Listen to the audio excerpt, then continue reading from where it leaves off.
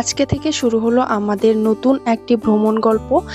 তো রাজধানীর কল্যাণপুর শ্যামলী পরিবহনের বাস কাউন্টার থেকে আজকের ভ্রমণ গল্পের শুরু। আমরা আজকে যাচ্ছি ঢাকা থেকে শিলিগুড়ি শ্যামলী পরিবহনে। তো এই যে আমাদের টিকিট। তো এখানে আমাদের বাস ছাড়ার টাইম ছিল ৭টার একটু পরে, ৭টা ২০ বা ৩০ এরকম টাইম হবে। তো আমরা সময়ের আগেই কাউন্টারে চলে আসি, আর আমাদের বাস যথাসময়ে তাদের কাউন্টার ত্যাগ করে। তো এখানে আমরা শ্যামলী পরিবহনের যে বাসটা, এটাতে আমরা টিকিট কেটেছিলাম। এখান থেকে আমরা সরাসরি ঢাকা টু শিলিগুড়ি যাব। সেখান থেকে আমাদের ভ্রমণের গল্পটা শুরু হবে। আমরা প্রথমে যাব সিকিমের পেলিং, তারপরে দার্জিলিং, তারপরে আবার আমাদের ঢাকায় ব্যাক করব।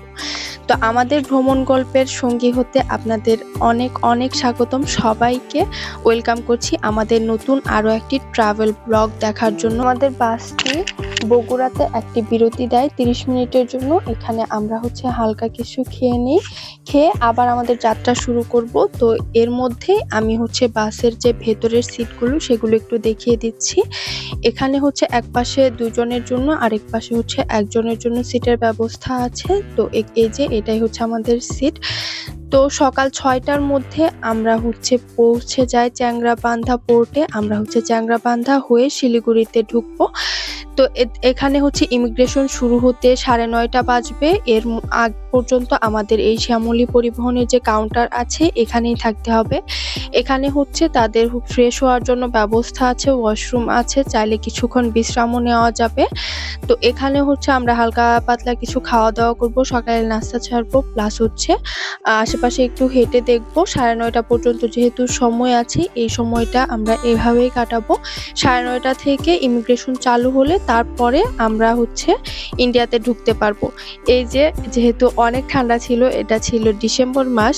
তো যাই হোক, যারা চ্যাংরাবান্ধা দিয়ে ইন্ডিয়াতে ঢুকেছেন তারা নিশ্চয়ই বুঝতে পারছেন আমি কোন রাস্তার কথা বলছি। এই যে সেদিনকে ইমিগ্রেশনের কম্পিউটারে নাকি কোনো একটা প্রবলেম ছিল, আমাদের কোনো ঝামেলায় পোহাতে হয়নি।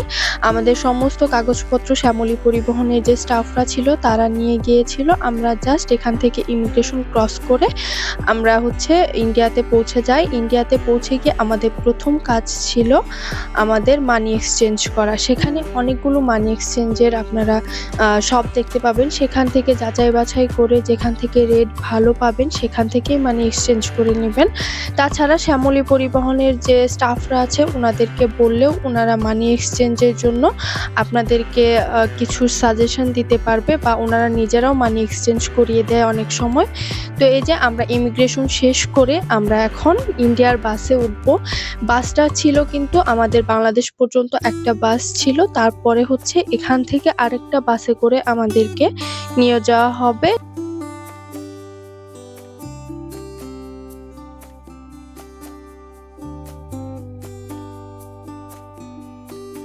যে বাসটা দিয়ে আমরা কল্যাণপুর থেকে বর্ডার পর্যন্ত এসেছি সেই বাসটা কিন্তু সরাসরি শিলিগুড়ি যাবে না। এখান থেকে আমাদেরকে আলাদা আরেকটা বাসে করে শিলিগুড়ি পর্যন্ত নিয়ে যাওয়া হবে। এটা তাদের ইন্ডিয়ান বাস। তো এটা মোটেও একটা এসি বাস না, এটা নন এসি বাসের মধ্যে জাস্ট এসি বসিয়ে দিয়েছে এরকম একটা অবস্থা। তো এখানে সিটের কোয়ালিটিও খুব বেশি ভালো না। আমি একটু পরেই বাসের যে ভেতরের সিটগুলো সেগুলো আপনাদেরকে দেখিয়ে দেব। ইতিমধ্যে এখানে আমাদের সাথে আরো কিছু বাংলাদেশি ফ্যামিলির সাথে পরিচয় হয়। মোট ৩টা ফ্যামিলি, তারা দার্জিলিং যাচ্ছিল, গ্যাংটক যাচ্ছিল, আর আমরা যাচ্ছিলাম পেলিং।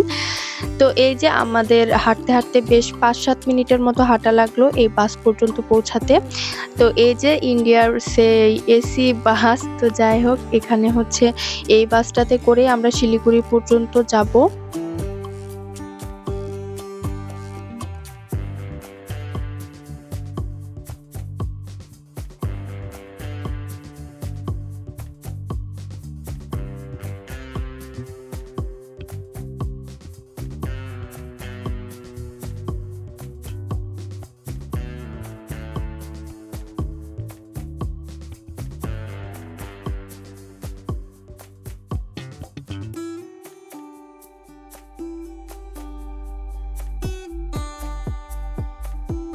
যেহেতু আমরা বেশি মানুষ ছিলাম না, যে যার পছন্দ মতো সিটে বসে পড়লাম। আমরা মাত্র ১০-১২ জনের মতোই ছিলাম। বাসের সিটের কোয়ালিটি খুব বেশি ভালো না হলেও আশেপাশের দৃশ্য দেখতে দেখতে কিন্তু খুব ইজিলি আমরা শিলিগুড়ি পর্যন্ত পৌঁছে গিয়েছিলাম। বুঝতেই পারিনি কখন সময় চলে গেল। খুব বেশি সময়ও লাগলো না, এখান থেকে ২ ঘন্টা থেকে ২.৫ ঘন্টা এরকম টাইম লেগেছে আমাদের এই বর্ডার থেকে শিলিগুড়ি পর্যন্ত পৌঁছাতে। শিলিগুড়ি পৌঁছে তারা তাদের কাউন্টারে আমাদেরকে নামিয়ে দিয়েছিল, আর আমরা সেখান থেকে যার যার গন্তব্যের জন্য গাড়ি ঠিক করে নিচ্ছিলাম। তো এখানে অবশ্যই যারা গ্যাংটক যাবেন, গ্যাংটক ঢুকবেন বা সিকিম ঢুকবেন, তাদের কিন্তু পারমিশনের একটা ব্যাপার আছে। আমরা শিলিগুড়ি থেকেই পারমিশনের সমস্ত পেপারস রেডি করে নিয়ে মেনলি চেকপোস্ট হয়ে আমরা পেলিং ঢুকবো, এটা আমাদের প্ল্যান। তো আমরা এখন শিলিগুড়িতে পৌঁছে আগে একটা গাড়ি ঠিক করলাম। আমাদের গাড়ির ভাড়া পড়েছিল ৪,০০০ রুপি। ৪,০০০ রুপি দিয়ে আমরা এই গাড়িটা ঠিক করলাম, আর এই গাড়িটা আমাদেরকে পৌঁছে দেবে আমাদের পেলিং এর যে নির্দিষ্ট হোটেল আমরা বুকিং করে এসেছি সেই হোটেল পর্যন্ত। তো এখান থেকে আমাদের কিন্তু পেলিং এ পৌঁছাতে বেশ অনেকটা সময় লাগবে। তো আমরা পেলিং এ পৌঁছেছিলাম সেদিন রাত ৯:৩০ বাজে, কিন্তু আশেপাশের পরিবেশ এত সুন্দর ছিল, একদম পাহাড়ের মধ্যে আঁকাবাঁকা রাস্তা পেয়ে আমরা পেলিং পৌঁছাচ্ছিলাম। রাস্তার সৌন্দর্য উপভোগ করতে করতে আমাদের অনেকটা সময় কেটে গিয়েছিল, আর রাত হয়ে গিয়েছিল অনেকটা। রাতের বেলাও কিন্তু পাহাড়ের সৌন্দর্য অন্যরকম থাকে। সব বাড়ি ঘরে লাইট জ্বালানো থাকে, মনে হয় পাহাড়ের উপরে মাঝখানে এরকম লাইট জ্বলে আছে। তো এই যে আমরা এই সুন্দর পাহাড়গুলো দেখতে দেখতে পেলিং এর আমাদের নির্দিষ্ট হোটেলের দিকে রওনা হচ্ছি।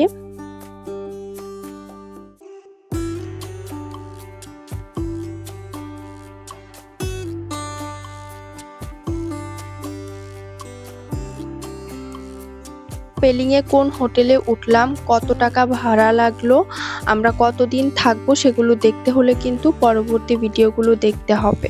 তো সবাইকে ধন্যবাদ। আসসালামু আলাইকুম।